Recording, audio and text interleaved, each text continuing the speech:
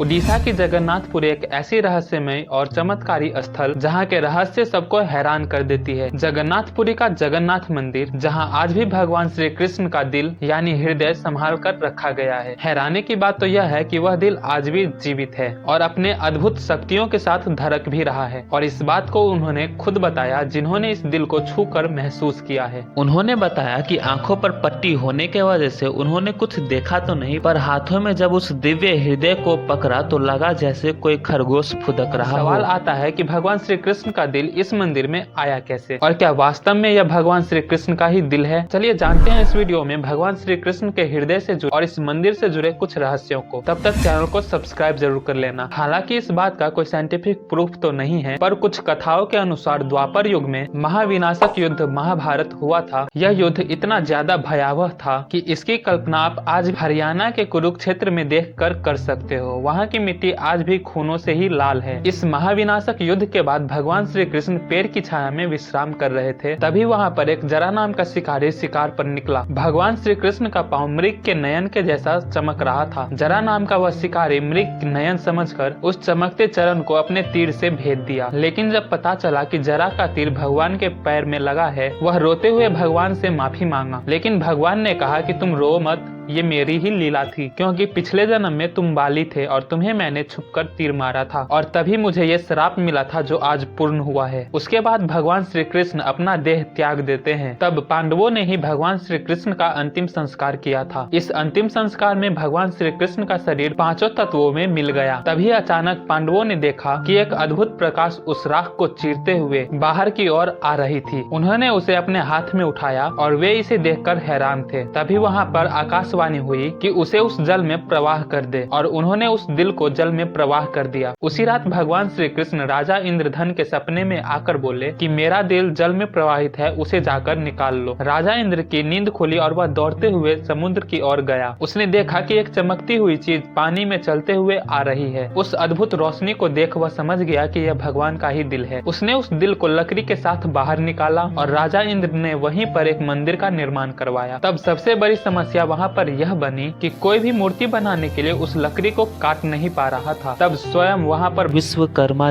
पहुँचे और कहा कि मैं इसे पूरा कर सकता हूँ, लेकिन मेरा एक शर्त है, जब तक मेरा काम खत्म नहीं होगा कोई भी अंदर नहीं आएगा। मंदिर में लगे मूर्ति बनाने कई दिन बीत गए। अब राजा को रहा न गया और उसने उस दरवाजे को खोल दिया। दरवाजा खोलते ही वहाँ चले गए और आज तक ये मूर्तियाँ अधूरी रह गई। वहाँ 3 मूर्ति बने हुए थे, भगवान जगन्नाथ, बलभद्र और बहन सुभद्रा। उस दिव्य ब्रह्म पदार्थ यानी दिल को भगवान जगन्नाथ के अंदर रखा गया, और तब से प्रत्येक 12 साल पर इस ब्रह्म पदार्थ को एक नया शरीर दिया जाता है। और जब इस ब्रह्म पदार्थ को नई प्रतिमा में स्थापित की जाती है, तब पूरे शहर की लाइट काट दी जाती है और मंदिर को बंद कर दिया जाता है। साथ ही जो पुजारी उस ब्रह्म पदार्थ को बदलते हैं, उनके आँखों में भी पट्टी और हाथों में मोटे दस्ताने पहना दिए जाते हैं। इसलिए आज तक वह वास्तव में क्या है, कैसा है, किसी को पता नहीं है। लेकिन कुछ साइंटिस्टों का कहना है कि ये एक खास मैटर है, जिसे थोड़ी सी भी प्रकाश मिल जाए तो वह एक्टिवेट हो जाएगा और इससे बड़ी तबाही भी हो सकती है। इसलिए अमावस की रात में पूरे अंधेरे में पूरे सेफ्टी के साथ इस काम को पूरा किया जाता है। वैसे तो जगन्नाथपुरी को कलयुग का धाम भी कहा जाता है, और ऐसे कई रहस्य हैं जो आज भी असुलझी है। मंदिर के ऊपर लगा झंडा हमेशा हवा के विपरीत लहराती है। आपने कई ऊंची इमारतों पर पंछी को बैठते हुए देखे होंगे, लेकिन आज तक इस मंदिर पर कोई पक्षी नहीं बैठा है और ना कोई पक्षी और हवाई जहाज इसके ऊपर से गुजरा। इतनी ऊंची मंदिर होने के बावजूद भी इसकी छाया जमीन पर नहीं पड़ती है, और कहा जाता है कि मंदिर में पांव रखते ही